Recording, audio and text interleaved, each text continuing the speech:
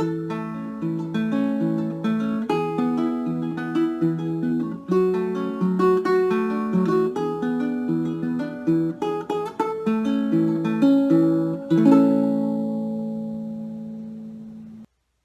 guys, Steve Girardi here. Welcome to Steve Strings. Today I have another unboxing video for you.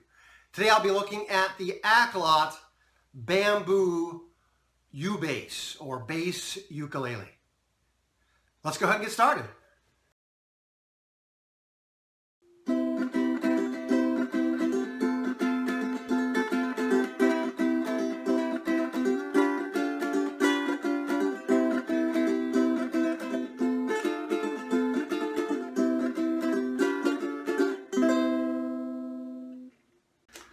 Go and open this up.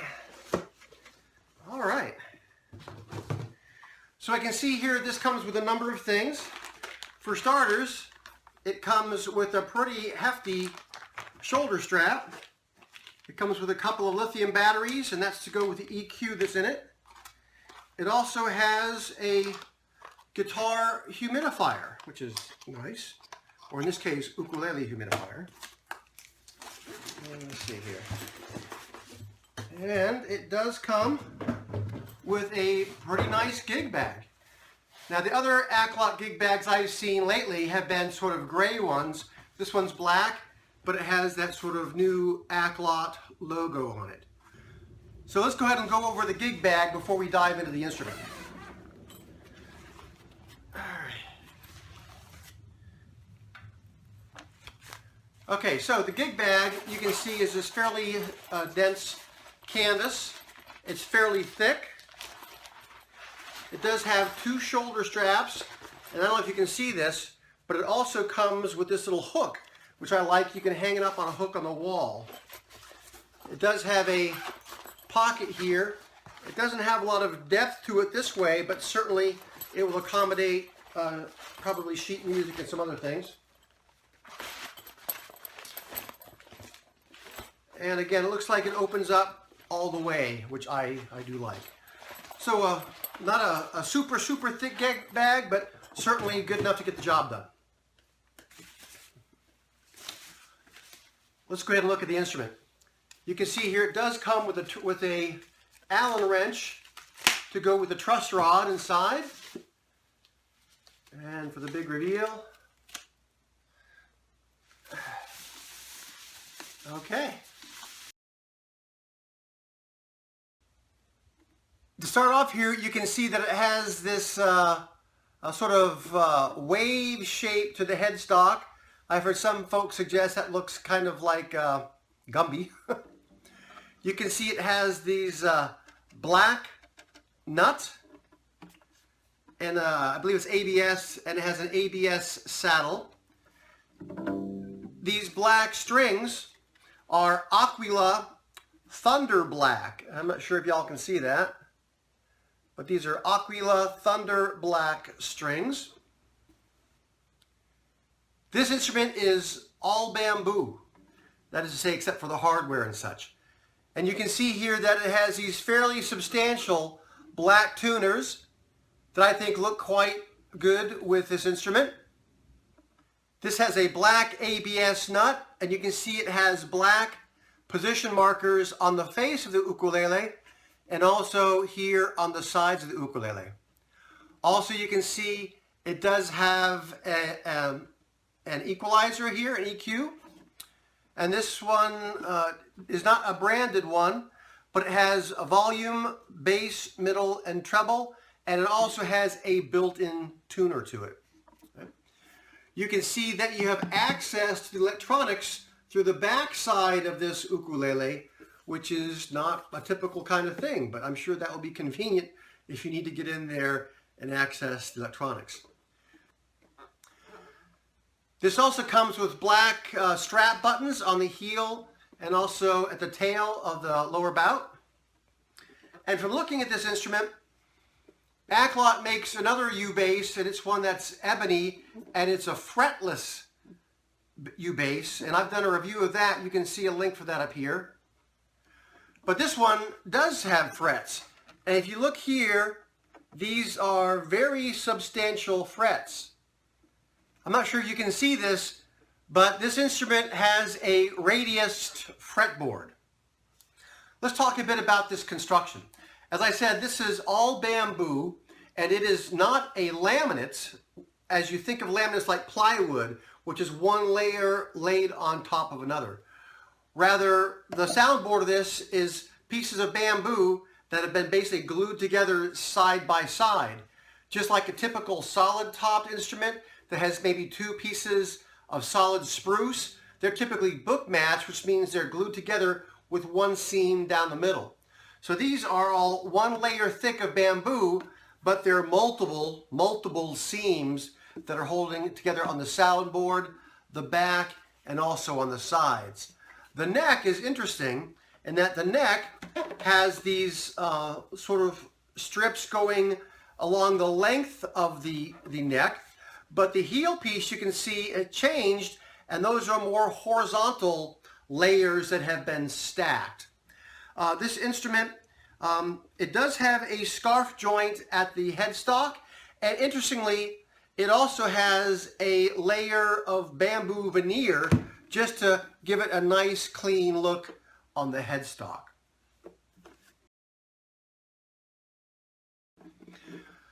The fret edges here are nice and smooth. There are no sharp edges. It's very clean. I've looked this instrument all over, and I can say that I found no scratches, no imperfections in finish anywhere, with a possible exception. There's one little tiniest of little scratch there on the fretboard, on the soundboard, which is pretty much imperceptible except in absolute perfect light. This particular instrument, as I mentioned, it does have a truss rod, which is accessible through the sound hole, and also it has X bracing on the inside, which is typical of what you see in like steel stringed instruments, and that's basically so that it can take this higher tension of these strings. I'll give you a moment. I'll kind of bring this in up close just so you can get a sense or get a chance to appreciate the grain. Now, I've spoken to some other folks who've looked at these bamboo instruments, and I find that people either really like them or they really don't like them. A traditionalist might not like them because they're just kind of interested in the traditional tone woods. Personally, I kind of hate to see a beautiful, 200-year or 100-year-old tree being chopped down just so we can get some wood to make a pretty looking and sounding instrument, when you can use bamboo, which is renewable resource. They grow really fast, and if you get an adequate sound and it's renewable and save the planet along the way, why not? So let's go ahead and get a sound sample of this. This U-bass is acoustic electric, and so that means we need to go ahead and put some batteries in, and they go right here. And basically, I just go ahead and take this little thing out, and the batteries that go with this are these little batteries, and basically you just lay them inside.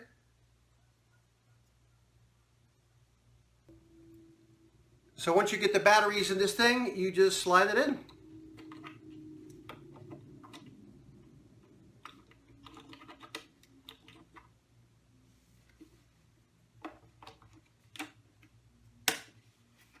Simple as that.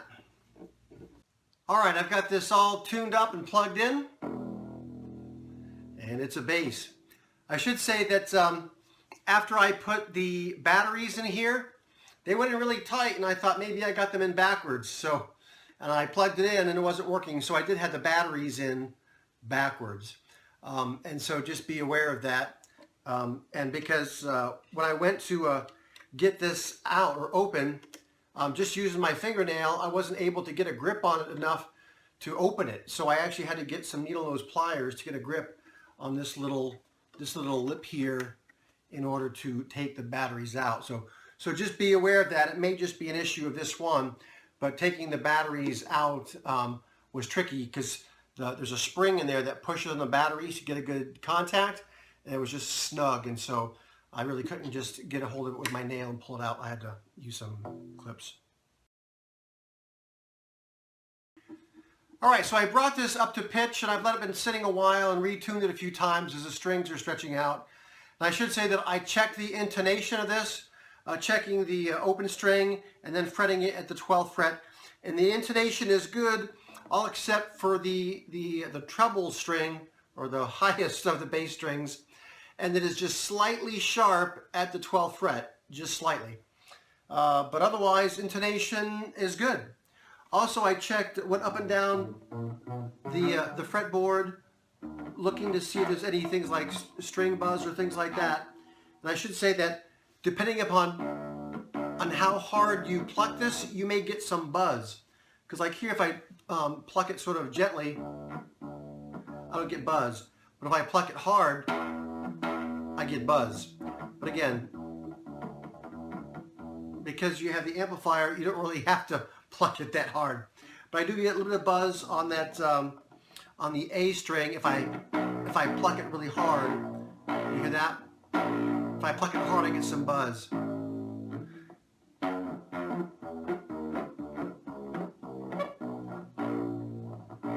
So again, just be aware, depending on how hard you pluck it, because those strings move a lot, you might get some buzz. But the other ones, not really an issue. But when I look at the action on this, the action, you can see, looks good all the way down the fretboard. So I think that's just a function of that particular string, depending on how hard you pluck it. Well, let's go ahead and give you a bit of a sound sample. And I should preface this by saying that I am not a bass player. I'm an ukulele player who's playing around with a bass and kind of experimenting with it. Right now I have this Ibanez GTA 15R amp, not a fancy amp, and I have it turned with just a slight amount of gain, because without that it doesn't really project well. The volume is set here at about 3, and all the rest, the reverb, the volume, treble, all that is set down at about 2. And I'll put a picture up here to show the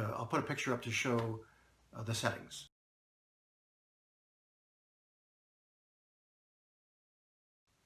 All right, so I've got this plugged into the amp here, and I'll try to give a little sound sample here so you can see this. And let me just restate that I am not a bass player, and so be gentle. I'll try a little 12-bar blues riff here. So.